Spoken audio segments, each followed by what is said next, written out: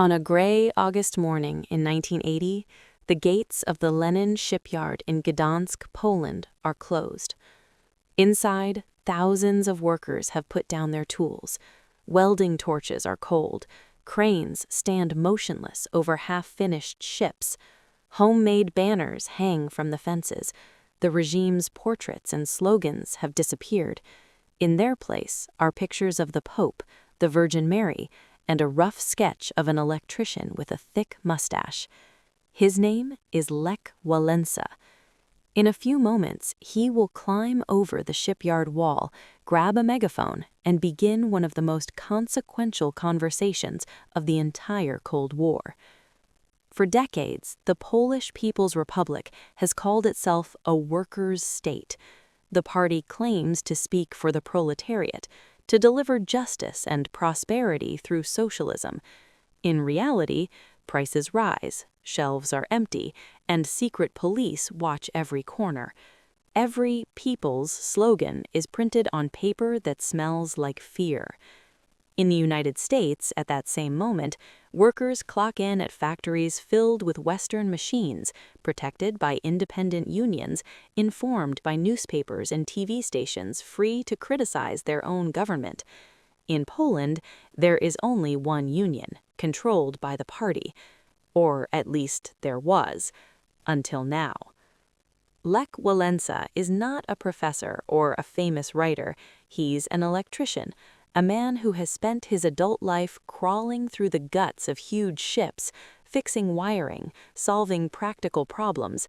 He was born in 1943 in a tiny village called Popowo, into a poor farming family. His father died when he was young. He learned early that no one was going to hand him anything. He studied at a vocational school, worked as a car mechanic, did his 2 years of military service, and in 1967 got a job at the Lenin shipyard in Gdańsk. It was a hard job, but a good one by Polish standards. Steady pay, a union apartment, a sense of belonging. He also got something else, front row seats to the cracks in the system. In December 1970, when the communist government suddenly raised food prices just before Christmas, the Baltic coast exploded. Workers in Gdańsk, Gdynia, and Szczecin went on strike. They marched into the streets. They chanted for bread and justice. The answer they got was gunfire. Soldiers and militiamen opened fire on unarmed crowds. For days, the coast was a battlefield. Dozens were killed, hundreds wounded. The authorities quietly buried the dead at night, hoping no one would talk. Wałęsa was there. He saw bodies. He saw the fear. He felt the anger. In the official news, almost nothing appeared. The workers' state did not want to admit that its workers were being shot. In the United States, the same story looked very different. Western cameras picked up rumors and smuggled films. Radios like Voice of America and Radio Free Europe broadcast reports into Polish homes. People huddled around illegal shortwave sets, listening through static to what their own newspapers would never say. The contrast was brutal. On one side of the Iron Curtain, regimes trying to jam foreign broadcasts, tracking down typewriters, confiscating copiers. On the other, a noisy, imperfect, free flow of information exploding across television, radio, and printing presses. The events of 1970 changed Lech Wałęsa. He did not turn into a revolutionary overnight, but he stopped believing that the party could be trusted to look after the people. He became that dangerous thing in any dictatorship, a worker who starts asking questions. By the mid-1970s, his name was known to the secret police. He spoke up in meetings, he challenged the factory union bosses, he complained about safety and conditions. The regime did what it always did to troublemakers.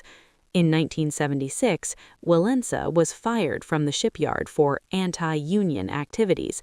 In plain language, that meant he refused to accept that a union run by the Communist Party was really a union. Suddenly unemployed, he scraped by doing odd jobs. He fixed farm machinery. He did small repairs. He had a wife, Danuta, and a growing number of children to feed. Every day, he received subtle and not so subtle reminders that the state could make his life very difficult. The secret police, the SB, summoned him for interrogations. He was followed on the street. His phone was tapped. They pressured his neighbors to inform on him. They tried intimidation, offers, threats. To break someone like Wałęsa, you do not need a torture chamber. You can use paperwork. You can deny jobs. You can hint that your children might have problems at school. You can create a constant hum of fear. At the same time, another current was flowing through Polish society. In June 1976, more protests erupted in Radom and Ursus over price hikes. They were crushed, like in 1970. But this time, a group of intellectuals in Warsaw decided to respond differently. They formed the Committee for the Defense of Workers, KOR. Their mission was to help the families of arrested workers with legal aid, money, and publicity. For the first time, dissident intellectuals and industrial workers began to form trust. Wałęsa entered that circle. He also helped organize the free trade unions of the coast, small, illegal groups that tried to educate workers about their rights and to maintain independent communication inside the factories. They had no office, no copier, no website. They had smuggled mimeograph machines, old typewriters, and word of mouth. In the United States, at that same moment, the spread of cheap Xerox machines and the first microcomputers in offices. In Poland, activists hid each carbon copy like contraband. Then, in 1978, something happened that gave millions of Poles a new kind of courage.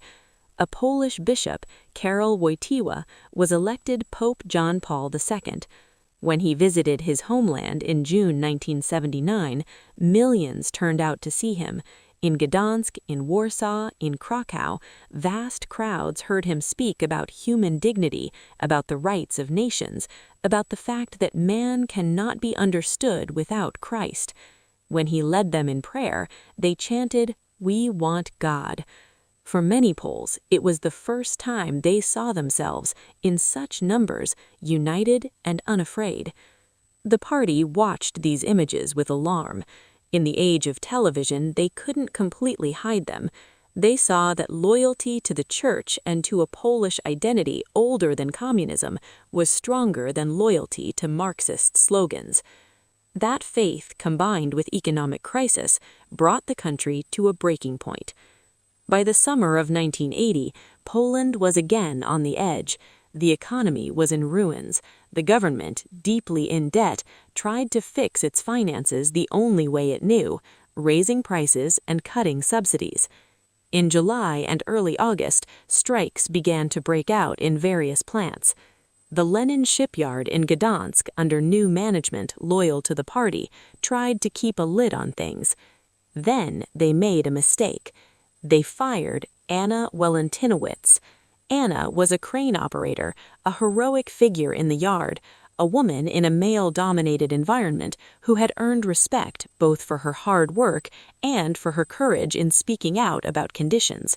She was also active in the underground union movement. She was fired 5 months before her retirement as punishment for her activism. On August 14, 1980, her co-workers decided they had had enough. They went on strike.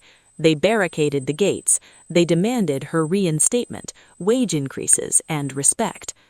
Word got out. People began to whisper, "They're striking in Gdańsk again."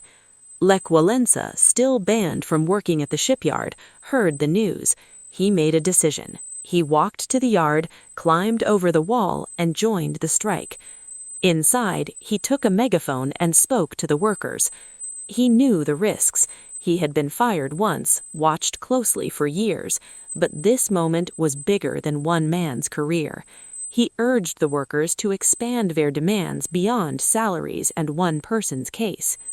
He argued that unless they pushed for broader changes, like independent unions and the right to strike, any agreement would be temporary, and the state would take back whatever it promised at the first opportunity. The workers agreed to form an inter-factory strike committee, the MKS, linking their action with other factories in the region. Wałęsa was elected its leader. For days, the shipyard became a small city of resistance. Workers slept on the floor, ate food brought by sympathizers, organized religious services, built makeshift stages. Outside, Poles from all walks of life, priests, students, housewives, gathered at the gates to show support. Inside one of the shipyard's halls, a list of 21 demands was written and posted. Not just pay raises, but the right to form free, independent trade unions, the right to strike, freedom of speech and information, release of political prisoners, respect for religious freedoms. These were demands that went to the heart of the regime. In Moscow, aging men in the Kremlin read reports about events in Gdańsk. They knew what independent trade unions meant. It meant a challenge to the party's claim to represent the working class. It meant a parallel power structure. They had seen something like this before, on the other side of the world. In Western Europe and the United States, strong independent unions had won concessions, changed laws, and altered the balance between labor and capital. Now, the Soviets faced the nightmare scenario. Those Western ideas, filtered through local culture and matters of faith, taking root deep inside their own empire. The Polish government, under Edward Jerk and then under rising General Wojtek Jaruzelski, faced a dilemma. If they sent in troops to break the strike, they risked a bloodbath and a national explosion. If they conceded, they risked losing control not just in Gdańsk, but across the country. They tried a mixture of propaganda and limited concessions. It did not work. The strike spread. Trains stopped. Ports shut down. Factories from Silesia to Warsaw joined. Negotiations began. In late August 1980, a government delegation arrived at the shipyard. Cameras were allowed in. For the first time in a communist country, millions could see, on TV, a regime negotiating live with workers it did not fully control. On one side of the table, gray-suited officials, party veterans, nervous and stiff. On the other, Lech Wałęsa in a simple shirt, a picture of the Pope pinned to his chest, a pen in his hand, and 10 million people behind him in spirit. He spoke bluntly. He appealed to justice, not ideology. He insisted on the right to organize. On August 31st, after long, tense talks, the government signed the Gdańsk Agreement. In that moment, something cracked in the foundation of the Soviet bloc. The agreement recognized, on paper, the right of workers to form self-governing, independent trade unions. It promised the right to strike and certain freedoms of expression and religion. In any normal democracy, that is basic. In a one-party socialist state, it is revolutionary. Within weeks, the new union, Solidarność, Solidarity, was formally registered with Lech Wałęsa as its president. Membership exploded. Within a year, nearly 10 million Poles had joined. This was not just steelworkers and shipbuilders. Teachers, doctors, office workers, peasants, students, people from all corners of society signed up. Solidarity became more than a union. It became a movement. It organized congresses. It debated programs. It produced its own newspapers and pamphlets. It set up committees in factories and villages. It functioned as a parallel Poland. For the first time, the communist regime faced a legally recognized mass organization that it did not control. In Moscow, this was watched with growing alarm. They had built an entire military machine to deter the United States and NATO, nuclear missiles, bomber fleets, tank armies. They had copied or stolen Western technology wherever they could, trying to catch up in electronics and communications. But now, they saw something different. They saw Xeroxed leaflets carrying ideas from Western human rights declarations. They saw Poles listening to the Pope's speeches on cassette tapes, duplicated 1,000 times. They saw American TV showing smiling workers in blue overalls, giving victory signs, held back only by their own state, not by foreign enemies. They realized that their real vulnerability might not lie in missiles, but in photocopiers, radios, and stubborn people. The Kremlin pressured Warsaw to take control. The Polish leadership, now dominated by General Jaruzelski, tried to stall. They held countless meetings with Solidarity, tried to split its leadership, dangled concessions and threats. Lech Wałęsa, for his part, walked a fine line. He understood that pushing too hard could invite Soviet tanks. He understood that being too soft could demoralize his own people. He tried to keep Solidarity's protests disciplined and nonviolent, refusing calls from some militants for a direct showdown. By late 1981, the situation was unstable. The economy was collapsing. Store shelves were emptier than ever. The party's authority had drained away. Solidarity was increasingly seen by ordinary people as the real voice of the nation. On December 13, 1981, waking up in the pre-dawn dark, Poles found their TVs filled with the image of General Jaruzelski in uniform, wearing dark glasses. He announced that Poland is on the verge of catastrophe and declared martial law. Telephone lines were cut. Tanks rolled into the streets of Warsaw, Gdańsk, and other cities. Thousands of Solidarity activists were arrested in night raids. Roads were blocked. A curfew was imposed. Censorship returned in full force. Lech Wałęsa was among the first taken. In the middle of the night, security agents arrived, bundled him into a car, and drove him away. His family did not know where he was. Neither did his colleagues. He vanished into the machinery of the state. Unlike many others, he was not thrown into a crowded cell or labor camp. He was taken to an isolated villa, a kind of remote state guest house used by the Interior Ministry. On paper, his conditions were good. He had a bed, food, heat. Guards addressed him politely. At times, they even served him lavish meals, as if trying to impress foreign observers. In reality, he was in what he later called a golden cage. He was totally cut off. No news, no contact with his family, no contact with other Solidarity leaders, no idea what was happening outside. He understood the psychology of this setup. They wanted to soften him, to make him grateful, to encourage him to sign some kind of compromise document recognizing the new situation, declaring an end to Solidarity. At the same time, he knew that behind the polite treatment was an unspoken threat. If he refused, they could change tactics in an instant. In interviews later, he spoke of going to bed after a big dinner, not knowing if he would wake up in that bed or in some forgotten basement. Elsewhere in Poland, martial law was far harsher. Thousands of activists were detained in makeshift internment camps. Some were beaten during interrogations. Families were separated. Curfews and travel restrictions turned daily life into a maze. Amnesty International and other human rights groups documented cases of abuse and what they called cruel, inhumane, or degrading treatment. They also placed Wałęsa on their lists of prisoners of conscience, making his name a constant presence in Western reports. In America, nightly news programs showed grainy images of tanks in the snow, of long lines for food, of riot police dragging away protesters.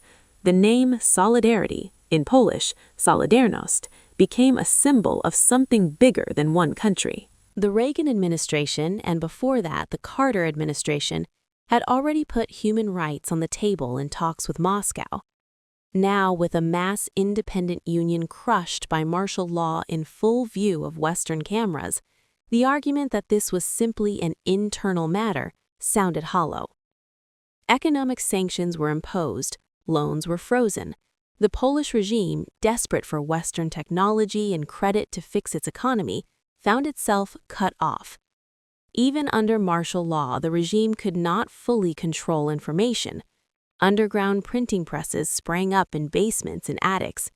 Activists used old offset machines and handmade stencils to produce illegal newspapers. They distributed them through secret networks. They also set up clandestine radio broadcasts, sometimes lasting only a few minutes to avoid detection, using smuggled transmitters. Cassette tapes of speeches, sermons, and Western news reports circulated hand to hand. In the United States, cheap consumer electronics, boomboxes, Walkmans, VCRs, were toys for teenagers.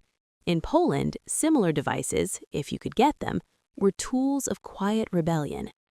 The regime could jam international broadcasts, but only to a point. Newer Western transmitters were powerful. People bent coat hangers into antennas, climbed onto rooftops to get better reception. Under the noise of censorship, another conversation was going on. Lech Wałęsa's isolation lasted almost a year. In November 1982, under growing international pressure and an internal desire to show normalization, the regime released him from internment. The Reagan administration, and before that the Carter administration, had already put human rights on the table in talks with Moscow. Now, with a mass independent union crushed by martial law in full view of Western cameras, the argument that this was simply an internal matter sounded hollow. Economic sanctions were imposed, loans were frozen. The Polish regime, desperate for Western technology and credit to fix its economy, found itself cut off.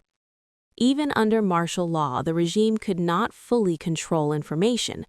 Underground printing presses sprang up in basements and attics. Activists used old offset machines and handmade stencils to produce illegal newspapers. They distributed them through secret networks. They also set up clandestine radio broadcasts, sometimes lasting only a few minutes to avoid detection, using smuggled transmitters.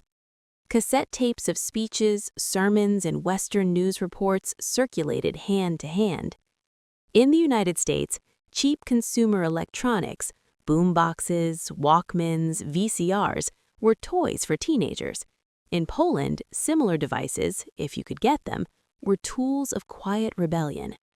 The regime could jam international broadcasts, but only to a point. Newer Western transmitters were powerful.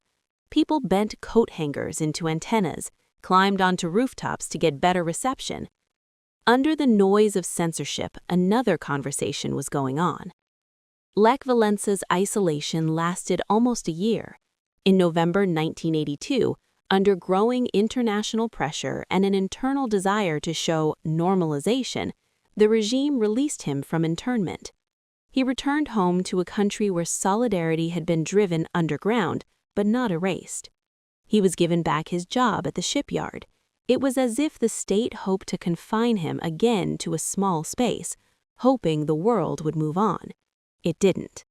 In 1983, the Nobel Committee in Oslo announced that the Nobel Peace Prize would go to Lech Wałęsa for his struggle for workers' rights and for his efforts to peacefully bring social justice and national freedom. The Polish authorities refused to let him travel. They feared he might not come back, or that his visit would turn into a global media spectacle. So his wife, Danuta, went in his place. In Oslo, she stood on stage, a simple Polish woman, accepting the gold medal on behalf of her husband. She read his speech, written from Gdańsk, thanking the world for its support and insisting that the struggle was not against people in government as individuals, but against a system that denied basic rights. That ceremony, broadcast globally, made it even harder for the regime to paint him as a fringe troublemaker. His face was in newspapers from New York to Tokyo. His image, mustache and all, became one of the most recognizable in the late Cold War. As the decade wore on, the martial law was formally lifted, but Poland remained under harsh restrictions. Solidarity was still banned as a legal organization. People could be punished for even displaying its logo. Still, the movement survived in the shadows. Underground print shops churned out millions of leaflets. Networks of activists in factories, offices, and universities kept in touch. Priests gave sermons that spoke of justice and truth in ways everyone understood. Economically, the country was sinking. Debts piled up. Inflation soared. Lines for basic goods stretched around the block. People invented jokes about the shortage of everything. Only the shortages of fear and anger were in short supply. Meanwhile, in Moscow, a new leader had taken over, Mikhail Gorbachev.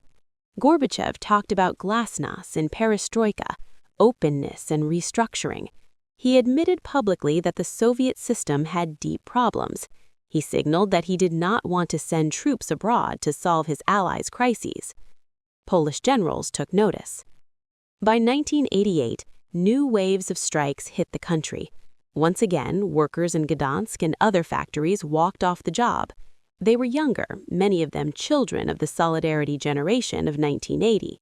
They had grown up under communism's promises and tasted only its failures. The regime, weaker and more isolated, knew it could not simply declare martial law again. It needed a new tactic. It decided to talk. In early 1989, representatives of the government and of the opposition sat down at a round table, literally round to symbolize equality, and began to negotiate. On one side sat generals, party officials, high-ranking bureaucrats. On the other sat Lech Wałęsa, trade unionists, intellectuals, priests. They argued about everything: censorship, political structures, economic reforms. But soon they focused on one key question: elections. The resulting compromise was remarkable. Solidarity would be legalized again, a new office of president would be created. In the lower house of parliament, 35% of the seats would be freely contested. The rest would be reserved for the party and its allies to ensure a gradual transition. To some opposition figures, this looked like a trap. To others, including Wałęsa, it was a chance. He understood that even partially free elections, with media restrictions slowly loosening and a population hungry for change, could have a huge impact. In June 1989, Poles went to the polls. What happened next stunned both the regime and observers abroad. Candidates endorsed by Solidarity won every single contested seat in the lower house except one, and almost all the seats in a newly created Senate elected entirely freely. The people's verdict was overwhelming. The party still held most of the reserved seats. On paper, it still dominated. In reality, it was finished. The illusion that the party represented the working class had been shattered in front of the whole world. Television pictures of the jubilant Solidarity candidates, some wearing the iconic Solidarity logo, some known workers who had once been in prison, filled screens across Europe and America. Suddenly, the first government in the Eastern Bloc with a non-communist prime minister was formed. Tadeusz Mazowiecki, a Catholic intellectual and Solidarity advisor, became head of government. The Communist Party had to share power, then watched it slip away. In the months that followed, the Berlin Wall fell. Communist regimes in Hungary, Czechoslovakia, East Germany, Bulgaria, and Romania collapsed. Poland had been first. In 1990, with the party on the run and the country rewriting its constitution, Poles prepared to elect their head of state by popular vote. Lech Wałęsa, the electrician from Gdańsk who had climbed a shipyard wall 10 years before, announced his candidacy for president. He campaigned across the country, speaking in factories, town squares, churches. He did not speak perfect, polished political language. He joked. He made blunt remarks. He wore his trademark mustache and famously occasionally a sweater rather than a suit. He won, with around 3/4 of the vote in the second round. In December 1990, he took the oath as President of the Republic of Poland. For Americans watching, the symbolism was extraordinary. Here was a man who a decade earlier had negotiated with communist officials in a shipyard while surrounded by workers eating soup from metal bowls, now standing in a grand hall with chandeliers, accepting greetings from diplomats, and soon visiting the White House as a head of state. From the perspective of the Cold War, his journey embodied a particular story. A worker in a worker state takes Western ideas about free trade unions, human rights, and the rule of law, mixes them with Polish traditions of Catholicism and national identity, and uses them to peacefully undermine a Soviet-backed regime. Western technology amplifies his voice: radios, printers, cameras, satellite TV, fax machines. American leaders speak his name in speeches. American labor unions send support. American sanctions and pressure make it harder for the regime to ignore him. The Soviet Empire, which had invested so heavily in tanks and rockets to keep up with American firepower, finds itself powerless against a man with a mustache, a rosary, and a microphone. As president, Wałęsa faces new challenges. He supports a rapid shift from a planned to a market economy. Prices are freed, state enterprises are privatized, foreign investors are invited in. The shock is painful. Inflation surges. Unemployment, once hidden by the fiction of full employment, becomes visible.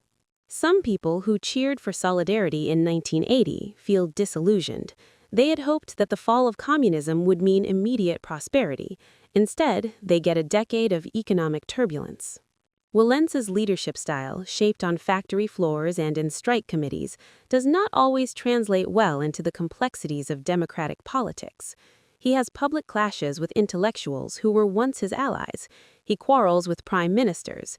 He is accused of being impulsive, sometimes arrogant, sometimes too quick to speak. At the same time, he pushes for Poland to anchor itself firmly in the West. He supports joining NATO. He visits Washington, makes the case that Poland must never again be left in a gray zone between East and West. He argues that the very existence of a free, democratic Poland is the best answer to decades of Soviet domination. Over the next decade, under successive governments, Poland does exactly that. It becomes a founding member of the Visegrad Group with Hungary and Czechoslovakia. It reforms its military and political systems to meet Western standards. In 1999, 4 years after Wałęsa leaves the presidency, Poland joins NATO, standing alongside the United States as an ally, not as a pawn. Wałęsa loses his bid for re-election in 1995. He leaves office with mixed reviews, admired for his role in the struggle, criticized by some for his behavior in power. Later, controversies arise over alleged cooperation with the secret police in the early 1970s. Documents surface suggesting that a young Wałęsa may have signed some papers under pressure. Graphologists analyze signatures. Historians argue. He denies being a conscious, willing informant. Courts and lustration panels clear him of charges of collaboration. The debate continues in Poland's domestic politics, sometimes bitterly. But in the larger arc of history, certain facts remain immovable. He led the biggest independent trade union in the Eastern Bloc. He negotiated the first free elections in a Warsaw Pact country. He helped bring down a regime backed by the Soviet Union without plunging his country into civil war. He showed that a shipyard worker, armed not with a gun, but with conviction, negotiation skills, and the support of millions, can alter the course of the Cold War. For Americans, his story fits into a broader pattern. In World War II, American industry outproduced the Axis, building planes and ships at unbelievable speed. In the Cold War, American and Western technological innovation, combined with open media, created an environment where regimes built on secrecy and propaganda struggled to keep up. But technology alone is not enough. It needs people like Lech Wałęsa at the other end. Radios are useless if no one in Gdańsk is willing to listen. Fax machines are just machines, unless someone in Warsaw is ready to fax a copy of a clandestine newspaper. Satellite TV beams images, but those images only matter if in shipyard canteens and village living rooms, people watch and think, if they can do it, maybe we can too. The Soviet Union and its satellites could build rockets, they could copy Western electronics, they could spy and steal. What they could never fully copy was a society where an electrician could stand up and say, "We want a union that is ours, not yours," and then get 10 million people to sign on and a world on the outside ready to recognize and support that claim. The story of Lech Wałęsa is a reminder that in the Cold War, the decisive blows were not always delivered by missiles and tanks. Sometimes they were delivered by a man in a hard hat, climbing a shipyard wall with a megaphone in his hand and a simple, dangerous idea in his head: that workers should speak for themselves.